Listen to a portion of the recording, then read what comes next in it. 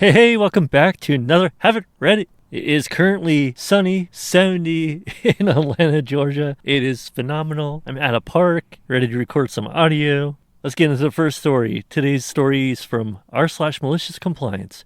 Only teach what's on the test, no problemo. About 2 months ago, I worked for an absolute tyrant of an administrator. Dude was terrible enough to warrant me writing in the apparent point of view of a 48-year-old teacher wishing he was Sigma. But I digress. Before working for the school, I was teaching 8th grade math, 4th grade math, or being an academic coach for the previous 18 years or so. I switched school primarily due to location. I found a school on the other side of the mountain I stare at nightly and figured it was a good match. Nope.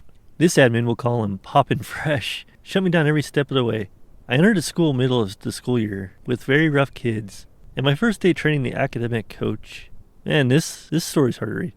And my first day training the academic coach for the school and district trained us up on this math/ELA/anything you want gaming program called GimKit. I understand the GimKit isn't education in and of itself. It's simply a 5-minute tool to find out if kids know the content, and it engages the kids greatly. What? It's simply a 5-minute tool to find out if the kids know the content, and it engages the kids greatly. My first day with students, I saw their terrible behaviors. They ran 2 other teachers out of there, evidently. So I decided I was going to take a little bit of grace to get them to listen to me. I showed them GimKit.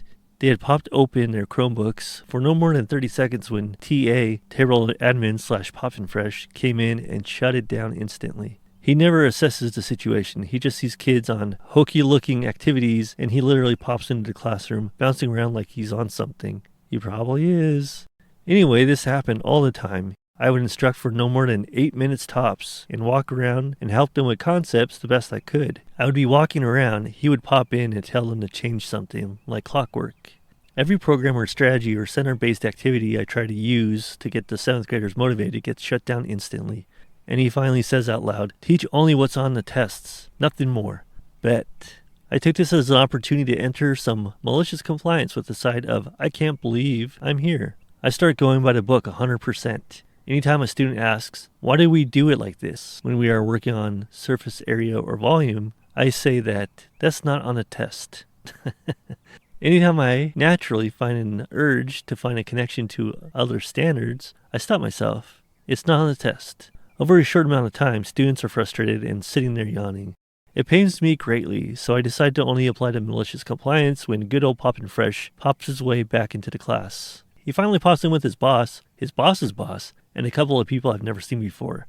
I instantly switch from my going deeper, thinking outside the box, activity-based learning to exactly what he wants, teaching only what's on the test. I instantly turn into Ben Stein from Ferris Bueller's Day Off, and the kids instantly groan, saying, "Mr. OP, I hate when you teach us like this." Comments from the students fly about the room. "This is the worst part of my day. I hate math now, thanks." And many much more colorful, expletive-laden commentary. Frank Caliendo even popped in for a spell.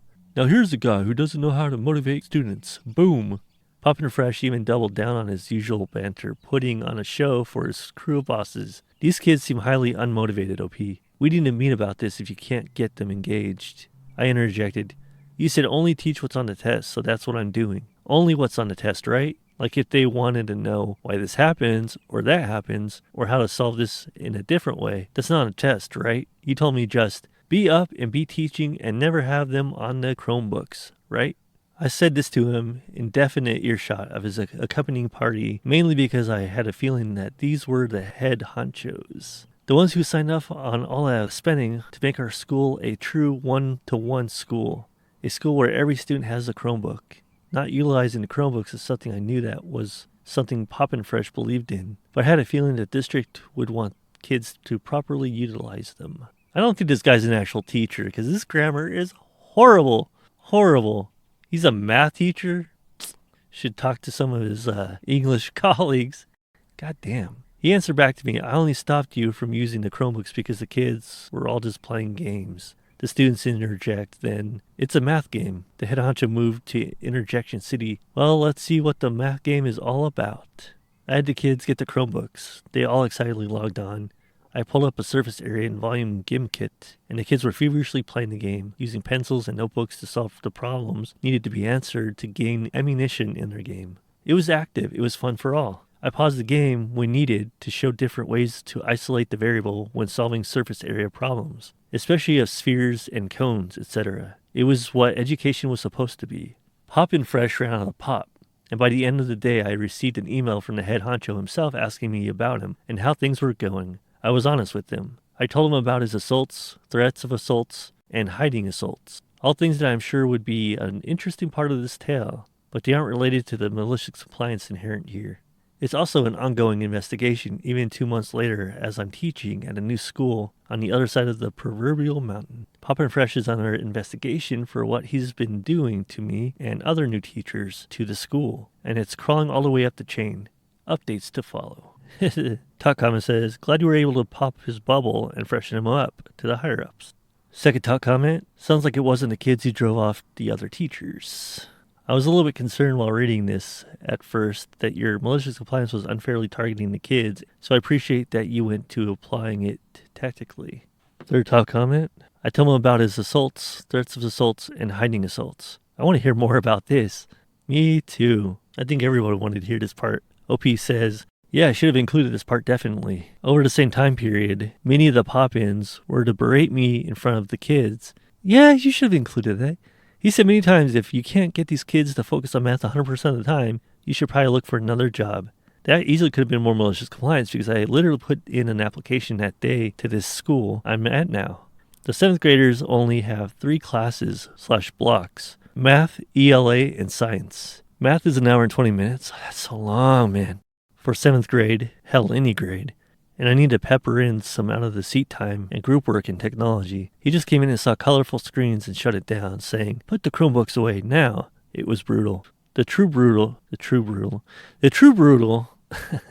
was when I wrote referrals. Every time I wrote a referral for a kid who was throwing things at me, at another student, throwing a desk over, etc., I had some kids with ODD among other major issues. The referrals got sent right back by Pop and Fresh. Once the kids found out that my referrals held no weight, the behaviors became rather insane. I then wrote a referral directly to the principal herself. She was nice as pie and understanding and accepted the referral despite it not typically going directly to her as a part of the process. This caused Pop and Fresh to lose his mind. He ran into my classroom like Kramer from Seinfeld, minus the humor, and he said, who do you think you are going above my head? Do that again and watch what happens. He then shouldered me pretty fierce to where I dropped my teacher laptop. I was standing on the way to a meeting. God, this is the worst writing, man. It took all I had not to pop old Pop and Fresh in the face. God dang. Top comment, as a former teacher, GimKit is the best, and I will die on that hill. Our second story today is from r/antiwork. Boss told me to put my phone away while I was in line for lunch. Exactly what the title says. So I was in the staff cafeteria waiting in line for my sandwich, as one does. My boss just so happened to be in the cafeteria at the same time, steps up to me and kind of gestures something. I was confused and stepped to the side, thinking maybe I was in the way of something. Then he leaned in and whispered, put your phone away. Before walking away, I was obviously stunned, but luckily my food was finally ready and I could leave anyway. My boss has always been a bit strict and kind of obsessed with us looking professional, but this was way over the line. I'm genuinely surprised and low-key anticipating he'll be cracking down on phone usage during work in general. Now I agree we shouldn't be using our phones constantly during work, but we're engineers. We fix things. Having our phones out to either Google something or listen to music or watch a video while doing something else should be perfectly fine. Anyways, thought I'd share, cause what the fuck. Top comment says, you're on lunch, which is your time. Do whatever you want. OP says, exactly. Shit like this is why I always leave the workplace for my lunch breaks. It's my time, I'll do what I want. OP says, if I could, I would, but we get 30 minutes max, and driving anywhere would take too much time. Next top comment says, sounds like your boss wants strict boundaries around using your phone. If it were me, I'd make sure that includes not answering the phone in off hours and not having any corporate software on it either. Someone responds, 1,000,000,000% no corporate software, no authenticator, no email, no Slack. Next top comment says, the only thing unprofessional I see is a controlling, overbearing supervisor. Someone else says, excuse you, Bob, this is my time. If you work in California, you can email HR and get an additional hour of pay for having your meal interrupted by a message from a manager. By a message, that's hilarious. A lot of other states will let you restart your lunch too if it's interrupted, so look into your labor laws, people. I love reading posts from r/Simple Living. Like this one is titled Unsubscribing from Capitalism. OP says, this year I've decided to unsubscribe from capitalism and do a no-buy year. That means no new clothes, shoes, bags, trinkets, books, etc. I buy ingredients for food and replace my essentials when they get over. Spend on necessary commute and maybe the occasional coffee shop or a short trip because I like to travel. So far it's going great and quite successfully. I feel like I'm finally living a life more true to myself and my values of simple living. I've always been a bit of a minimalist, but haven't been able to always practice it. I think that's because of the capitalist culture we live in, with ads being thrown at us literally on every platform. Have any of you tried something similar? How has it made you feel? Top comment says, I am doing a low-buy year. I have a list of things I want, and when I feel I need to commit retail therapy, my rules are check storage first, thrift or create myself next, purchase if I have no other option. I know myself too well to commit to a no-buy year right off the bat, but so far I can feel my need to shop is seriously diminishing. I only shop when I am seriously stressed, and this year has been seriously stressful, so it seemed like a good time to put limits on myself. Someone else says, my guilty pleasure is books. I love to read, so I opted out of buying any new books. I now buy all my books used or use the library. It's a nice feeling knowing someone has already read the book I'm reading. I love books too. I think me and all my friends love reading books too. I swear, I'm in the middle of 6 books. Next top comment says, I'm glad you're having a good year. The more minimalist/simple living I lean into, the more I hate ads. They're literally everywhere, and they're not even good quality. I feel like I do a lot better at my low buy when I'm saving for travel, but my family doesn't want to travel right now, given the current climate. So I've been finding shopping more tempting again. Next story today is another malicious compliance. Will do. Years ago in a structural steel shop, I was fabricating a column with many connecting plates and gussets, etc. So one instance, we were given a stack of parts that were to be fitted on these columns. Problem was, the pieces had the wrong size holes on them. Supervisor comes out and gives us hell for using them. We should have caught it, blah blah blah. We said the one who made them should have checked them. Oh no, you guys need to check everything. Person responsible for bad parts was supervisor's buddy. Of course. So after we checked every part and of course production went down. Boss wondered why. We said we're following your instructions. Last story of the day is r/anti-work. Got laid off by getting my name drawn out of a hat. I got word back at the end of January that I was getting laid off officially at the beginning of April. But our last day working was today. I was a high-performance employee that often exceeded expectations, leading engineering teams and working with customers throughout the world on a product generating millions of dollars in revenue. So when I found out that they were making cuts, and that I was one of those cuts, I was rather shocked. Today, as we had our final all-hands meeting, our boss said, when making some of the decisions of who was going to stay and who was going to go, we chose by drawing names out of a hat. As an extremely high-value employee, I was laid off by chance. I can't divulge the details of the company that did this per my severance agreement, as it might be considered disparaging.